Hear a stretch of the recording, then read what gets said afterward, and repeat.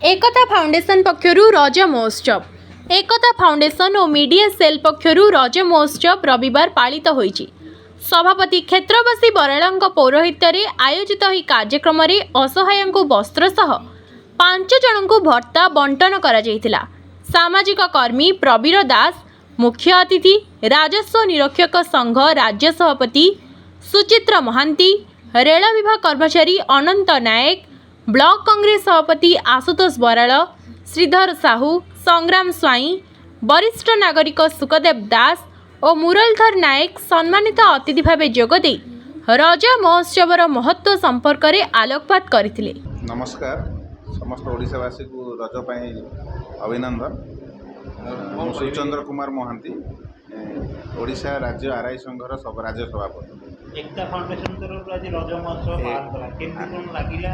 एकता foundation तरफ जो रज महोत्सव এটা बढ़िया भागे बहुत भल भाव लगे जे आमर समाज रे जो माने ये अच्छा सहित मिसिकी पालन करवा माने बहुत बढ़िया लगे से मते भाई डाकी बहुत धन्यवाद भाई को दौची आमर क्षेत्रवासी भाई को जे एकता फाउंडेशन मुख्य।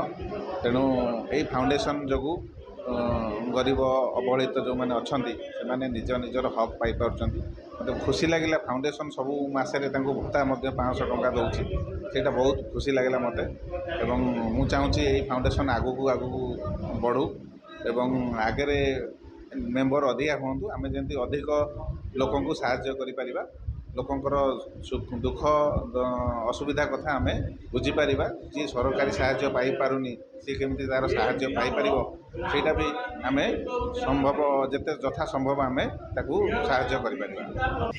मु श्री प्रवीर कुमार दास एक सरपंच सालागा आंचलिक उन्नयन परिषद टांगी चौद्वार कृषि और कृषक संगठन टांगी चौद्वार सभापति। आज एकता फाउंडेशन का रज महोत्सव पालन कला आज जो रज पर्व एकता फाउंडेशन और मीडिया सेल तरफ पालन करा से आज आधुनिक जुग रे ये समस्त युवपीढ़ी को एक नूतन वार्ता दब।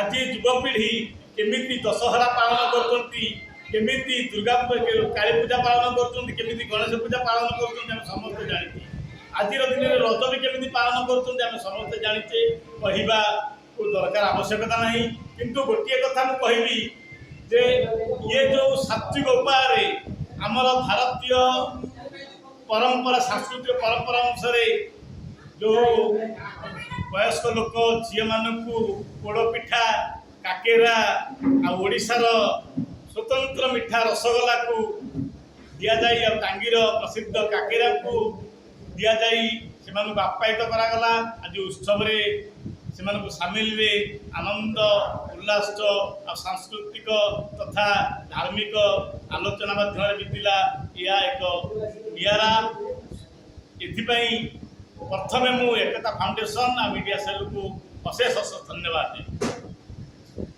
बाकी जो युवपीढ़ी कथा आप पचारे देखो आज कल बाहर युवपीढ़ी जेएनजी व्हाट इज जेएनजी 1996 मसीहा पर जो मैंने जन्म होती आज दिन में बयस के 26 वर्ष 30 वर्ष 20 वर्ष 18 वर्ष कौन या पूर्व जेएनजी नथिले आम मान युवक नथिलु आम मान 18 ରୁ 25 वर्ष भितर बयस हो नाला। ये स्वतंत्र भारतीय समाज को भाग करने जेएनजी गोष्ठी कहीं निर्माण कर केवल देशर एकता को भांगिया देशर परंपरा को भांगिया देशर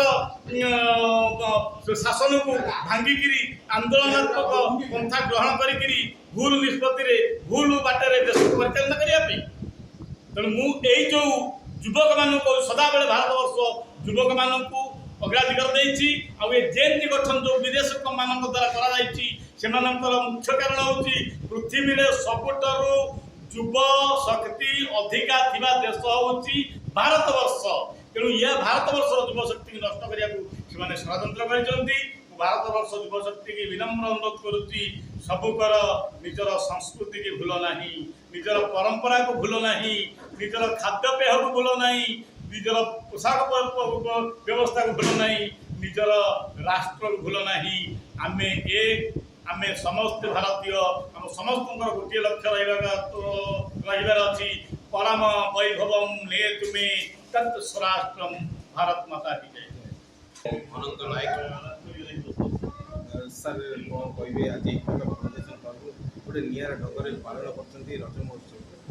ଆଜି ଏକତା ଫାଉଣ୍ଡେସନ ଆଉ ମିଡ଼ିଆ ସେଲ୍ ତରଫରୁ ଆଜି ଏଠାରେ ମହା ଧୁମଧାମରେ ରଜ ପାଳନ କରାଗଲା। ଏଥିରେ ବିଭିନ୍ନ ଗ୍ରାମର ବୃଦ୍ଧ ବୃଦ୍ଧା ଏବଂ ପିଲାମାନେ ଆସିକି ଯୋଗ ଦେଇଥିଲେ। ଏହି କାର୍ଯ୍ୟକ୍ରମରେ ବୃଦ୍ଧ ବୃଦ୍ଧାମାନଙ୍କୁ ଶାଢ଼ୀ ବଣ୍ଟନ କରାଗଲା, ତାଙ୍କୁ କିଛି ଆର୍ଥିକ ସହାୟତା ଦିଆଗଲା ଏବଂ ଯିଏକି କ୍ଷେତ୍ରବାସୀ ବରାଳ ଏହି ଏକତା ଫାଉଣ୍ଡେସନର ଯିଏ ସଭାପତି ଅଛନ୍ତି ସେ ଆମ ଏହି ଅଞ୍ଚଳରେ ପ୍ରାୟ 50ରୁ 100 ବ୍ୟକ୍ତିଙ୍କୁ ସେ ଭତ୍ତା ପ୍ରଦାନ କରନ୍ତି, 1000-2000 ଟଙ୍କା ଲେଖା ଭତ୍ତା ପ୍ରଦାନ କରନ୍ତି ଏବଂ ତା ସଙ୍ଗେ ସଙ୍ଗେ ଯେତେବେଳେ ତାଙ୍କର ଯାହା ବି କେତେବେଳେ ଚାଉଳ ଦିଅନ୍ତି, କେତେବେଳେ ଚୁଡ଼ା ଦିଅନ୍ତି, ବିଭିନ୍ନ ଖାଦ୍ୟ ମାଧ୍ୟମରେ, ବସ୍ତ୍ର ମାଧ୍ୟମରେ ଏବଂ ଆର୍ଥିକ ସହାୟତା ବି ମଧ୍ୟ ସେ କରନ୍ତି ବା ଏହି ମିଡ଼ିଆ ସେଲ୍ ବା ଯେଉଁ ଏକତା ଫାଉଣ୍ଡେସନ ତାକୁ କରିଚାଲିଛି।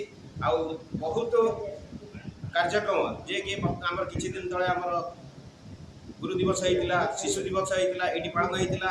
ଆଜି ମଧ୍ୟ ଅତି ନିଆରା ଢଙ୍ଗରେ ପାଳନ କରାଗଲା।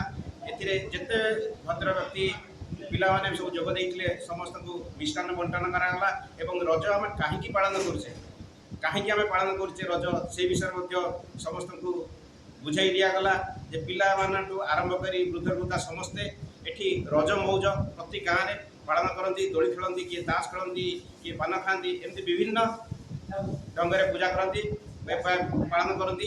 ସେମାନେ ବିଭିନ୍ନ ସମସ୍ତଙ୍କ ଭିତରେ ସୌହାର୍ଦ୍ଦ୍ୟ ସମ୍ପନ୍ନ ରକ୍ଷା କରନ୍ତି ଏବଂ ପ୍ରତିବର୍ଷ এই କାର୍ଯ୍ୟକ୍ରମ ଏମିତି ଚାଲି ରହିଛି, ଏମିତି ଚାଲୁଥିବ। ଏକତା ଫାଉଣ୍ଡେସନର ପ୍ରତିଷ୍ଠାତା ଏବଂ ଏକତା ଫାଉଣ୍ଡେସନ ଓ ମିଡ଼ିଆ ସେଲ୍ର ସମସ୍ତ ସଦସ୍ୟଙ୍କୁ ଧନ୍ୟବାଦ ଜଣାଇ ମୋର ବକ୍ତବ୍ୟ ଶେଷ କରୁଛି। କ୍ଷେତ୍ରବାସୀ ଏକତା ଫାଉଣ୍ଡେସନ ମିଡ଼ିଆ ସେଲ୍ର ଆବାହକ ଆଜି ରଜର କାର୍ଯ୍ୟକ୍ରମ ରଜ ମଉଜ 2026 ନେଇ ମିଡ଼ିଆ ସେଲ୍ ପରିସରରେ ଏକ ସୁନ୍ଦର ରଜ ମହୋତ୍ସବ କରାଗଲା। ଏଥିରେ ଆମ ଅନୁଷ୍ଠାନକୁ ଭଲ ପାଉଥିବା ବନ୍ଧୁମାନେ ଉପସ୍ଥିତ ଥିଲେ। ବିଶେଷତଃ ମୋ ବଡ଼ ଭାଇ କବିର ଦାସ, ଆନନ୍ଦ ନାୟକ ଆମର ଏହି ସଭାର ଗାରିମା ବଢ଼େଇଛନ୍ତି। ଆଗାମୀ ଦିନରେ ଆହୁରି ଅନେକ ଛୋଟ ମୋଟ ସାମାଜିକ କାର୍ଯ୍ୟକ୍ରମ କରାହେବ, ଯାହାର ମାନ ନିଶ୍ଚିତ ଉର୍ଦ୍ଧ୍ୱରେ ରହିବ।